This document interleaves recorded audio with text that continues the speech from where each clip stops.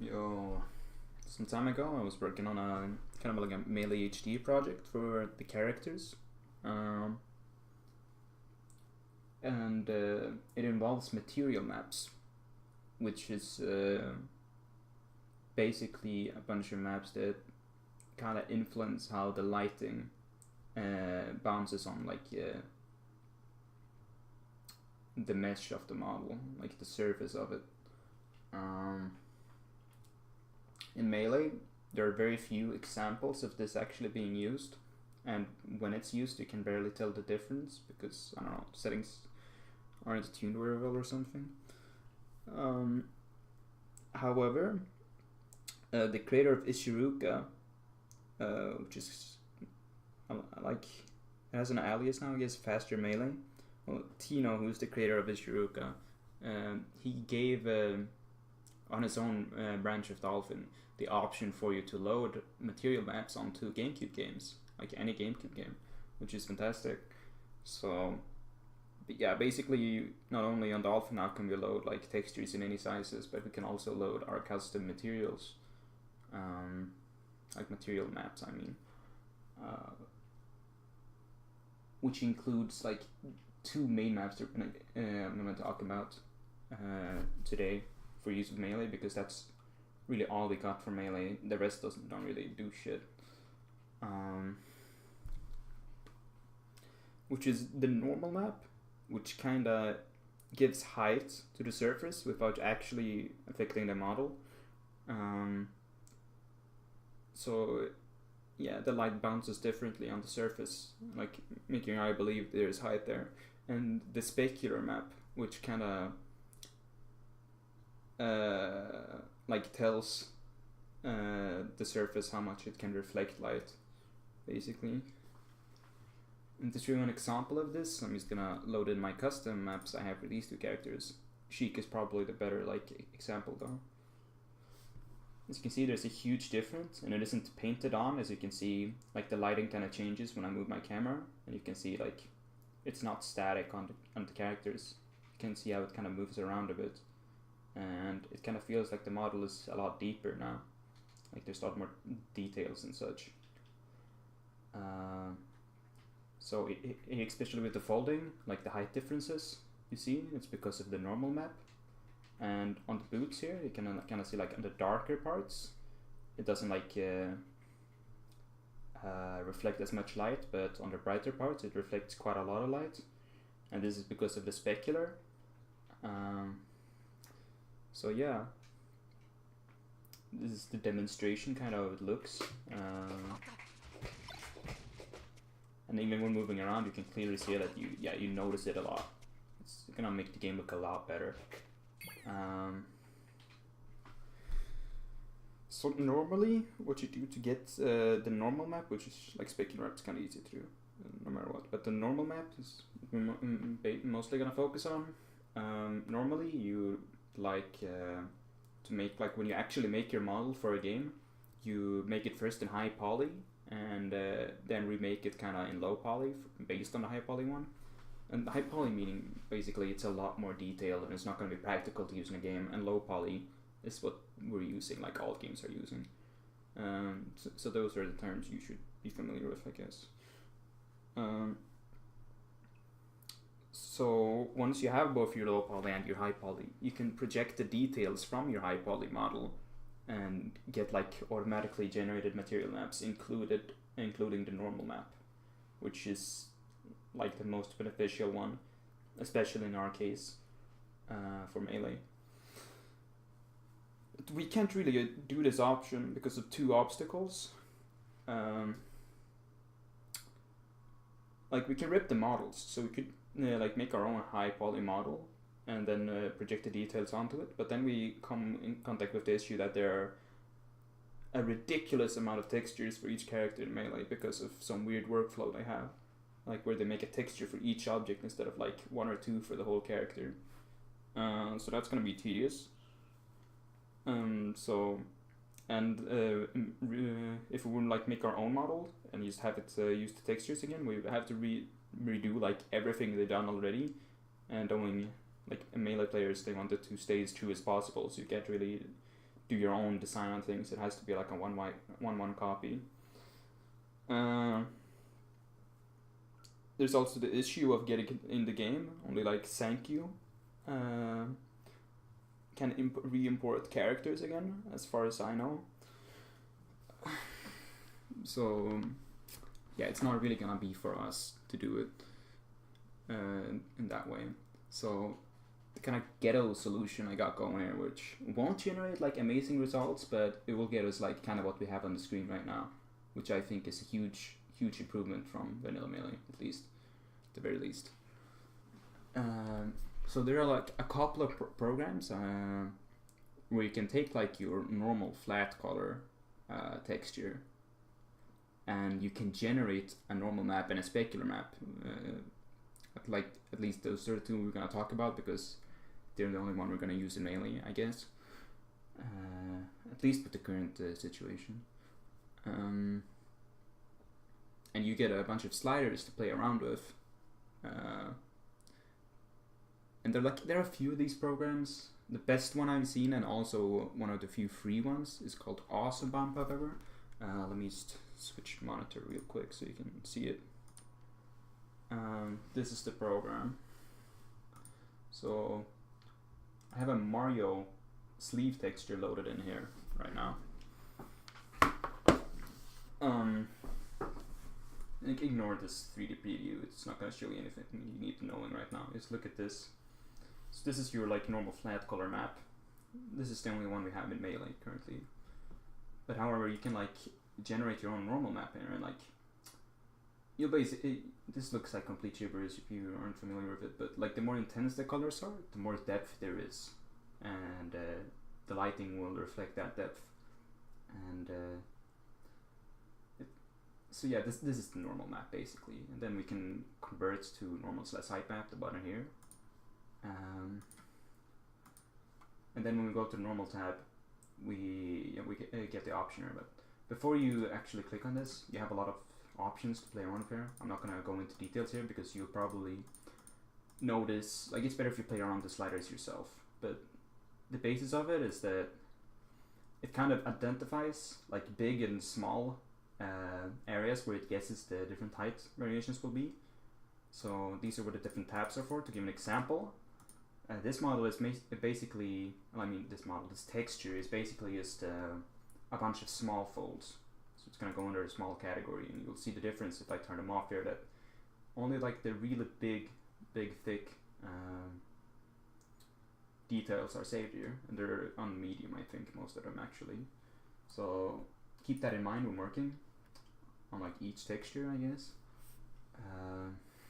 But yeah, it's not that big of a deal. Like, just play around with it until you get a result you deem acceptable.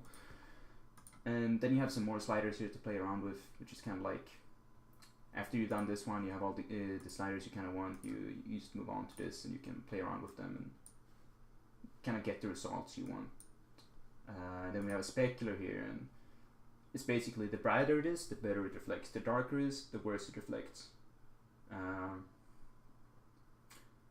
Yeah, for like characters like Samus, you can usually like keep both of these the same for like parts that look dissimilar. So you can just like load in your diffuse texture, which you just do by dragging and dropping in this field, and then you will have it like this, and that's probably the quickest way, I guess. And then you can kind of save. These settings won't change until you change them yourself, so you can use the same one you used on the previous and like generate fairly quickly.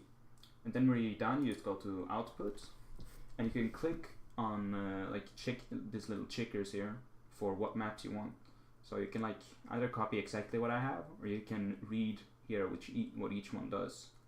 And normally you're gonna see like an _S here, which stands for specular, and an _N here, which stands for normal map. But I changed them to .spec and .nrm because it's what Ishiruka looks for when it builds your material map. Yeah. So yeah, that's that. That's all we need to look this program for. Now afterwards, when you're done, like you might don't always get the results you want, because let's be real here. program can't magically create this kind of maps for you just by guessing, looking at it. So you might want to edit it a lot in Photoshop depending on the situation. For example, Ganondorf's cape is one thing, Mario's face is another, Fox face, for example, as we have in game here currently, as an example. Like, I don't really want too many details on his like mouth area here, but I do want to change out the fur because it looks really awful when you zoom in. But when you zoomed out, it kind of looks, I don't know, I kind of like the look of it. Adds a bit of more detail, makes it look like actual fur, I guess. It's up to you though. Like, these are just quick examples I made in the past. Anyway, so yeah, basically you just want to use Photoshop for cleaning up areas you don't like, and I can't really do a tutorial on Photoshop stuff because there's just more stuff than I can go through in one video.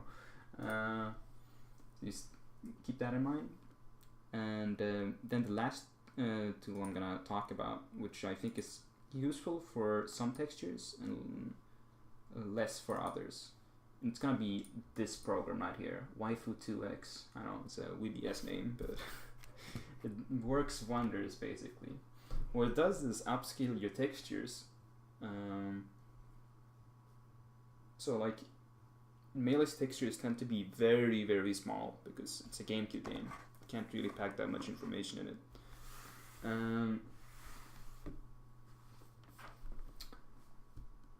Yeah, it's not gonna, like, no matter how much we play around with stuff, it's not gonna look all too well, seeing how it's so small. So with Waifu2X, you can kind of increase the size, kind of like, it's really good at doing its upscaling job right here. At the so you can gain some like better looking detail, for example. But like the sacrifice that it tends to come from it, like there's normally denoise, like the denoise levels here.